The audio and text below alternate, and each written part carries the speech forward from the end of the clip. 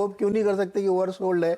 11% एक साल में वहाँ पे, साल में सॉरी, एक महीने में जो रसल 2000 गिर चुका है, इस हफ्ते 3% S&P गिरा है, तो ये सब ओवरसोल्ड है। तो एक बाउंस पलट के आ सकता है। हालांकि साथ ही साथ ये भी मैं कह रहा हूँ कि बहुत सारी चीज़ें भी बदली नहीं है। तो इंडियन मार्केट कैसे इसको पैन आउट करेगा, इसको अपने को ध्यान में रखना है। और ये हफ्ता पूरे 5 दिन आपको इंटरेस्टिंग ट्रेड करेगा। और एक बीच में खबर आ रही है कि लॉन्ग आवर ट्रेडिंग एफएनओ की कराने के मूड में है।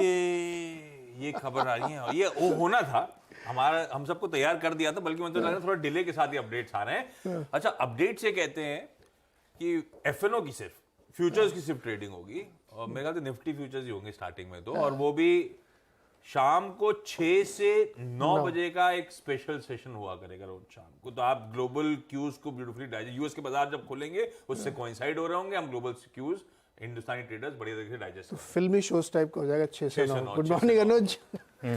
कई सारी खबरें निकल के आ रही हैं। क्या good morning Ashish. Good morning. तो आप भी ऑफिस के बगल में कोई घर ले लो फिर। ये तो आ जाएंगे। तो या तो खाना खा लो या ऑफिस के बगल में घर ले लो। नहीं, क्योंकि फिर शाम का भी एक मार्केट शो फिर करेंगे ऑफिस में। जाएंगे, लेकिन वही मजबूरी है, करना पड़ेगा।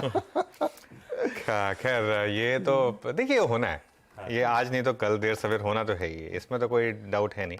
और अप्रूवल वगैरह सारे प्लेस में है।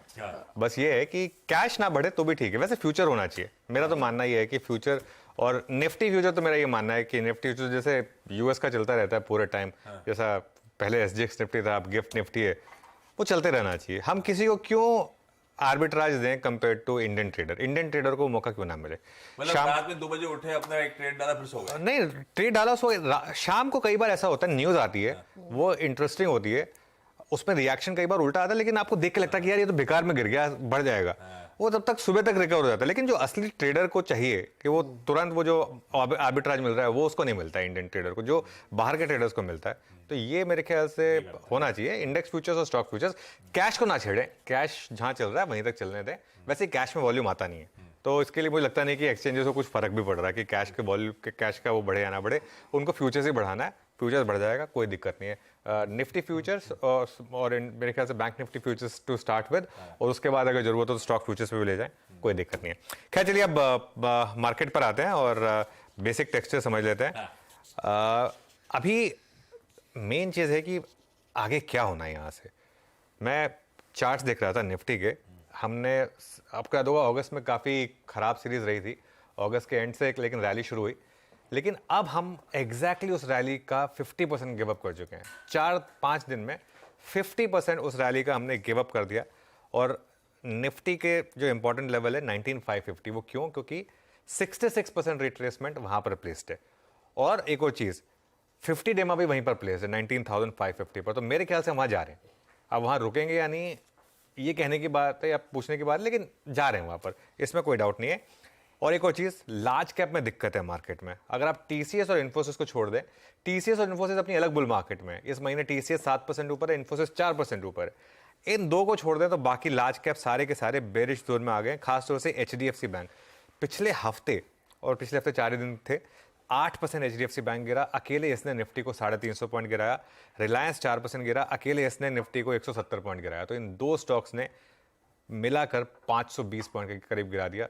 मेरे ख्याल इतना गिरे हम निफ्टी पर आशीष। तो ये दिक्कत है मार्केट की। मार्केट की जो दिक्कत है ना, वो दो स्टॉक्स की दिक्कत है, रिलायंस और एचडीएफसी बैंक।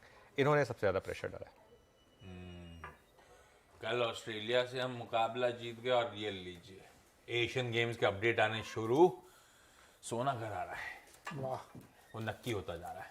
खैर इस बार हमारा सबसे बड़ा कंटिजेंट भी है। और वो जो अपडेट्स आ रहे थे, मैं ऐसे विजुअल देख रहा था, पढ़ भी रहा था, उन्होंने बहुत ज्यादा वो रोबोट्स का इस्तेमाल करा है पूरे विलेज में। देखा आप लोगों ने? हर तरफ रोबोट्स, चेक इन करना है किसी उसमें, ये वो ट्रैवल करना है, ट्रैवललेस बसेस, ये वो सब शोकेस कर रहा है चाइना। मतलब एक रोबो की बॉक्सिंग देख रहा था, मीम चल रहा था। वो सिक्योरिटी सर्विलेंस के लिए रोबोट डॉग्स हैं, मतलब अपना एआई शोकेस कर रहा है वो। खैर मुबारक हो भाई, ये हम लोग भारत ने पहला गोल्ड मेडल जीत लिया Asian games. Update ticket team चलाती हुई आपकी स्क्रीन पर। लेकिन आज हफ्ते का आगाज जो होने जा रहा है वो सोमवार का, इस वक्त की टॉप हेडलाइंस